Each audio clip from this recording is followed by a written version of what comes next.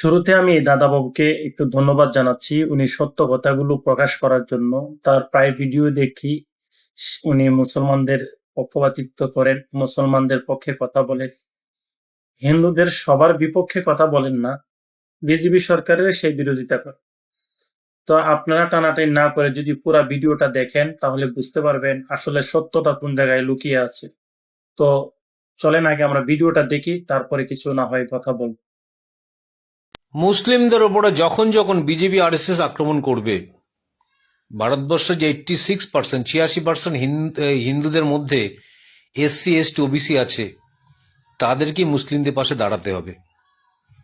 কেন দাঁড়াতে হবে? আমরা যদি ইতিহাস পর্যালোচনা করি, যখন যখন নিম্নবর্ণের হিন্দুদের উপর আক্রমণ হয়েছে, তাদের শোষণ করা হয়েছে, তাদের আক্রমণ করা হয়েছে, তাদের মারা হয়েছে, পেটা হয়েছে, তাদের ছায়া মারায়নি যারা, এত ঘেন্না যারা করত, সেই সময় আমরা দেখেছি মুসলিমরাই আমাদের পাশে দাঁড়িয়েছিল।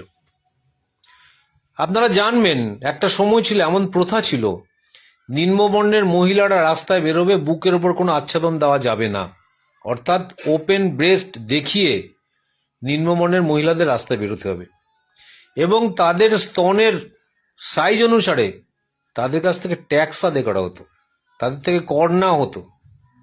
এবং এই ঘৃণিত প্রথাটাকে বন্ধ করেছিল একজন মুসলিম, তিনি হচ্ছেন টিপু সুলতান। তিনি বন্ধ করেছিলেন। তিনি বলেছেন, না, সমস্ত বর্ণের মানুষদের বুকের ওপর আচ্ছাদন থাকবে, যেমন উচ্চ বর্ণে থাকে, নিম্ন বর্ণে থাকে। এরা প্রথা করেছিল যে কোনোভাবেই উচ্চ বর্ণের মানুষরা স্কুলে যেতে পারবে না, লেখাপড়া করতে পারবে না, শুধুমাত্র উচ্চ বর্ণের মানুষরা লেখাপড়া করবে, নিম্ন বর্ণের মানুষরা করতে পারবে না। সে সময় কিন্তু আমরা দেখেছি হরিচাঁদ গুরুচাঁদ ঠাকুরকে যখন এরা এদের স্কুলে জায়গা দেয়নি, তখন কিন্তু হরিচাঁদ গুরুচাঁদ ঠাকুর মাদ্রাসায় লেখাপড়া করেছিলেন, মাদ্রাসায় লেখাপড়া করে শিক্ষিত হয়েছিলেন।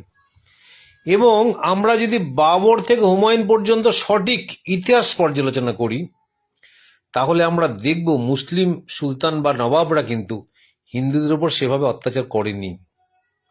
হিন্দুদের উপর কিছু কিছু অত্যাচার করেছে, যেটা আমরা ভাবছি, সেটা হচ্ছে বর্ণ বৈষম্য দূর করার জন্য। যেমন আমি বলি, হুমায়ুন অনেক মন্দির ভেঙে দিয়েছিলেন। সে সময় হুমায়ুন কেন মন্দির ভেঙে দিয়েছিলেন?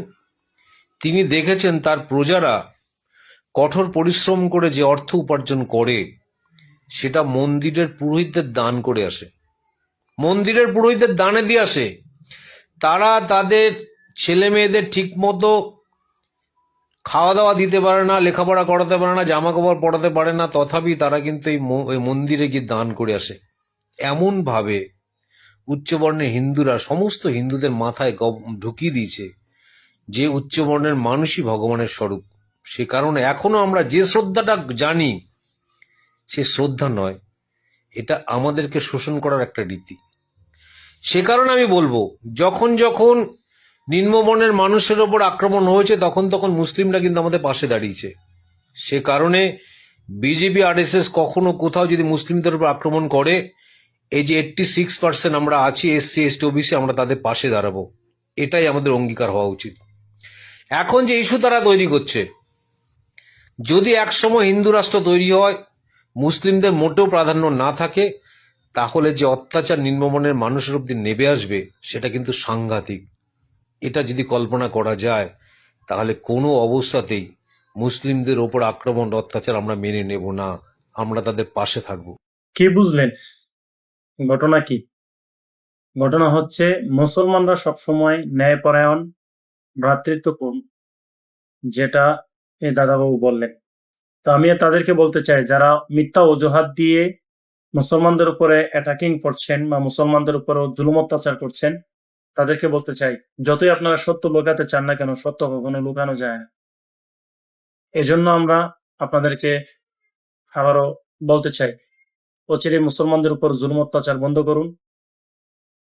নিজেরাও শান্তিতে থাকবেন, মুসলমানরাও শান্তিতে থাকবে, আপনারাও শান্তিতে থাকবেন। যদি এরকম অত্যাচার চলতে থাকে, কখন কোন গজব নেমে আসবে একমাত্র আল্লাহ সুবহানাহু ওয়া তাআলাই ভালো জানেন। প্রিয় দর্শক, সকলে ভালো থাকবেন। আসসালামু আলাইকুম ওয়া রাহমাতুল্লাহি ওয়া বারাকাতুহু।